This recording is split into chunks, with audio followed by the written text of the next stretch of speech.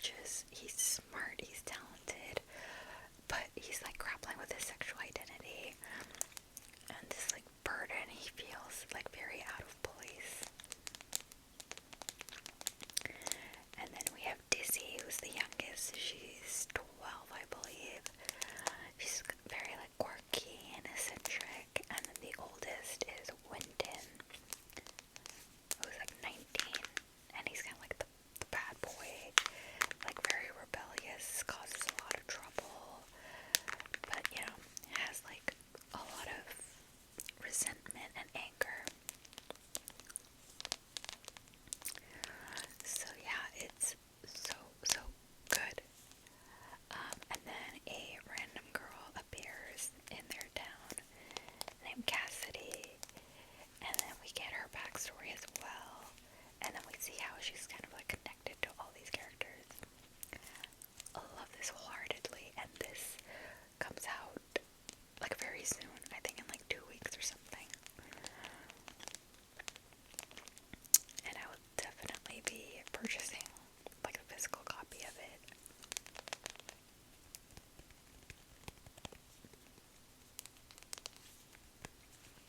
So yeah. Favorite read of the month. Okay, let's get these books over. My next 5-star read is Ne'er-do-Well by Alexandra Vosti.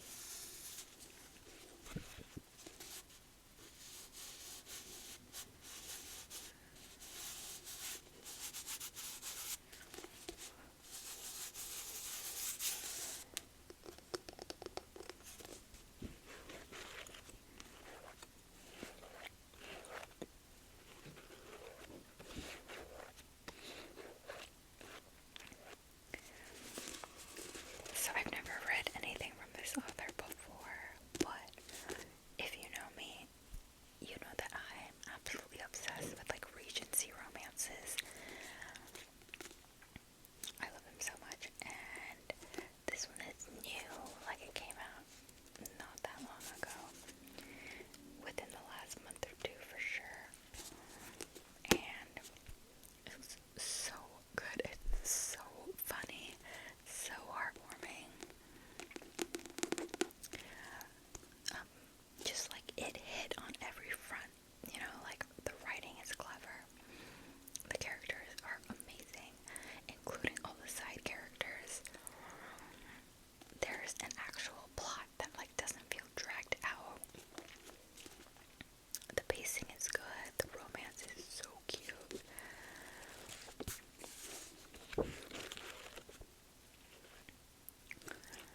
Basically, we have a guy named Peter. He is the new Duke of Stanhope. And then we have Selena, who, you know, she's like a lady, but she secretly runs like an erotic library for women. But Peter has just moved from America to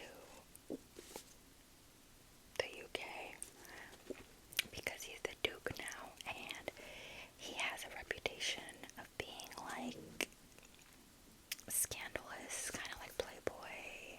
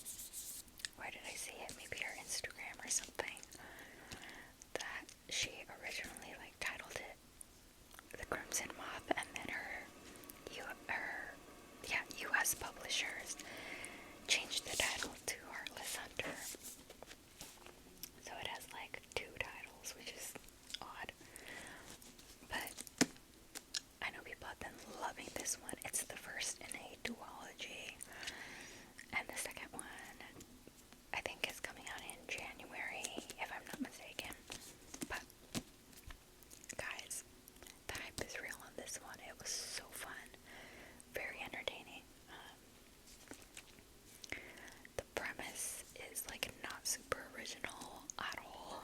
I feel like there's a ton of YA fantasy, romantasy books that have this premise, which is basically a witch who's hiding her powers and a witch hunter. The love interest is a witch hunter. So it's like enemies to lovers. But she is Rune. Her name's Rune. Rune is actually like a secret vigilante trying to bring the witches back to power. And then Gideon is like the captain of the witch hunters or whatever. Very serpent and dove. Like comparable to serpent and dove. But yeah, I mean, the writing was good. It has all these like classic tropes, but they don't feel cliched. There's a lot of palpable tension, which I love. And yeah, it leaves off on a pretty big cliffhanger, so I cannot wait to read the sequel.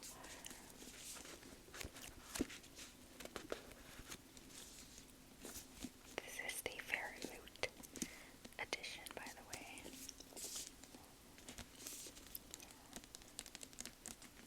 So yeah, I had a really good time with that one.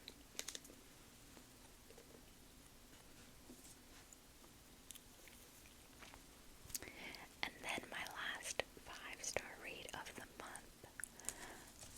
Oh, I love it so much. And that is The Spell Shop by Sarah Beth Durst.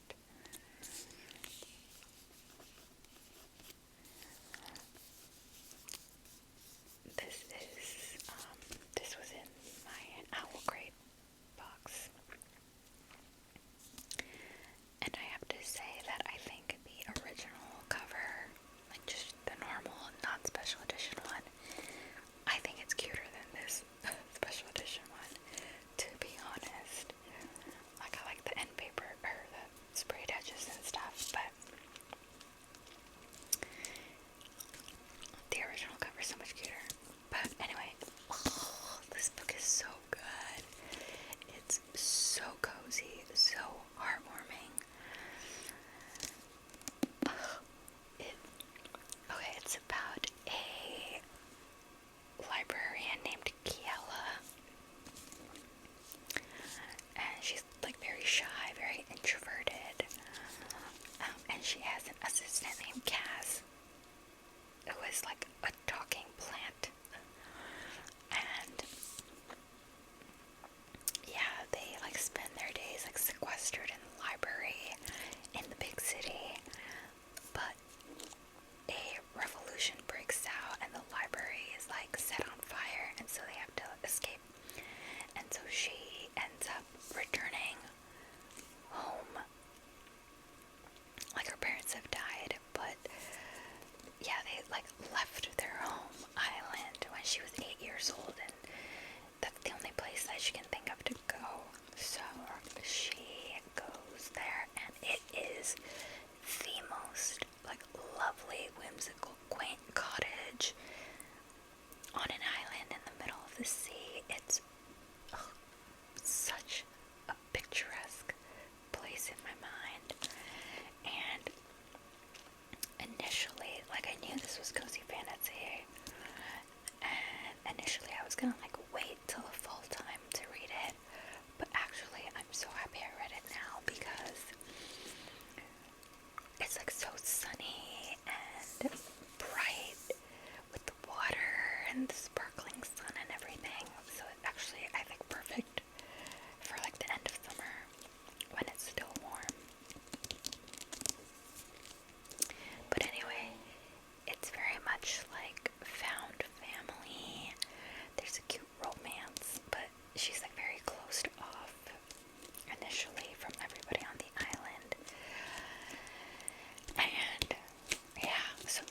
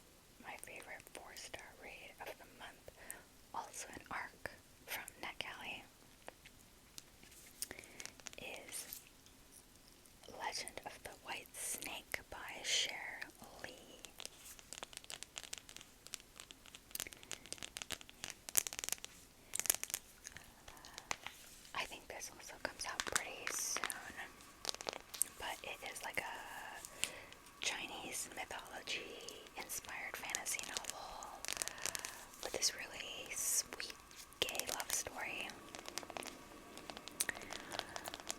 It's like a very plot focused book. Like, there is a fast moving plot that I found like very engaging. The world building is perhaps not the best because I think it relies more on like the Chinese folklore to set the stage instead of like the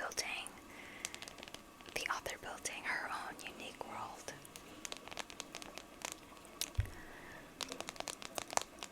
But yeah, I mean, I was fully invested in the story. So basically, it is about the prince. I'm gonna pronounce this wrong. It's Xian. I'm not sure how to pronounce that, so I'm just gonna call him the prince. But when he was young, his mother was bitten by a white snake, and she like fell really ill. And the only thing that can cure her is like another white snake or like a rare pearl. And then in the present day, which is 7 years later, his mom is still alive, but she's like bedridden and like in pain all the time. And the prince travels to like a bigger city in search of like any white snakes. So he's on the hunt for white snakes. And then he meets this boy named Zen.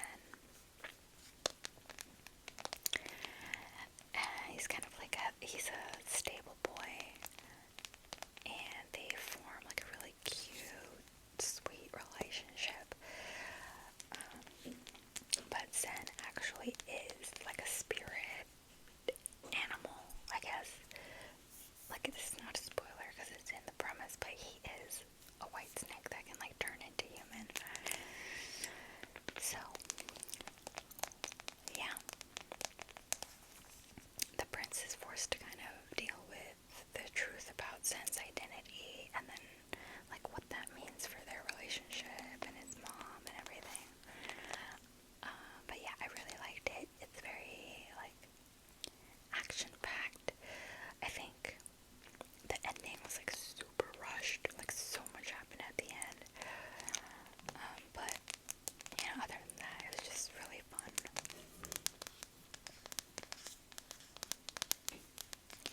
It's kind of like watching in my mind like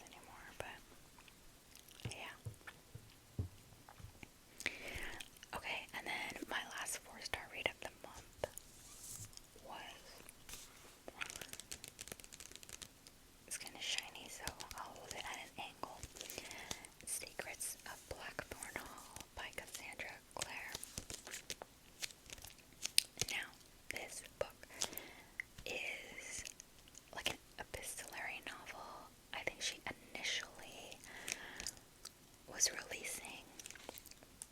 So they're like written in letter format. I think she initially released them online and then like bound them in book form, but they take place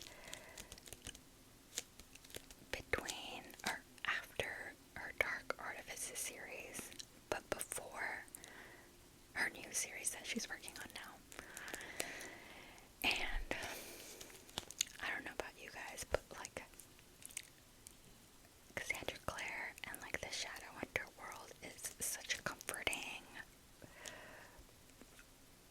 thing for me. Like the world, the characters, even her writing style is just very comforting. I have read all the Shadowhunters books, and while they're not like my absolute favorite YA fantasy ever, I really do like them. I think her talent in writing has like grown exponentially. But I mean, hello, Infernal Devices. If you know, you know. That is like a perfect trilogy with like Will, Jem, and Tessa. I did really like the Dark Artifices series too, and then the most recent one. What's it called? What was it? With like James, like Will and Tessa's son, like that generation. Whatever. I liked those ones too, but yeah, this one follows like the characters from the Dark Artifices, so like Julian and Emma and Ty and stuff, and they're just told in like letter formats, and it kind of fills the space of like time where we get to see what all the characters are up to leading up to the new series. But yeah, it was just fun. And yeah, I'm always glad to like return to that Shadowhunter world. But yeah, my Kindle is like freaking out. It keeps flashing at me for whatever reason. Anyway, okay, I only had one 3-star read, and that is another very hyped book, and that is A Fate Inked in Blood by Danielle L. Jensen. This is very limited edition, and okay, this cover is stunning, and I do like this one a lot more than the original cover. So this one is I think also gonna be a duology, but I've been hearing a lot about it. People have been loving it. I want to say it came out around the same time as Crimson Moth / Heartless Hunter. I obviously didn't like it as much as Crimson Moth, but I still had fun with it. It is a Norse mythology inspired fantasy. So like Odin, Loki, Thor.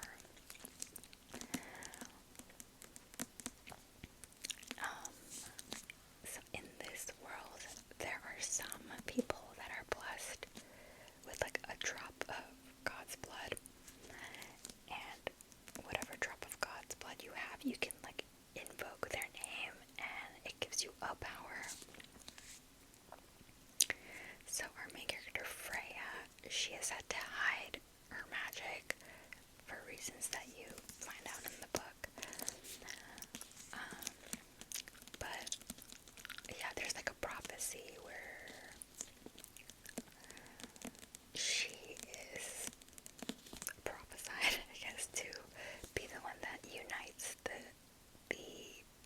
countries that are all at war, or the kingdoms that are all at war. So yeah, there's like a bloodthirsty king who is like power hungry, driven by this prophecy, so he like essentially marries her. This is not a spoiler. But there's like a budding romance between her and the king's son.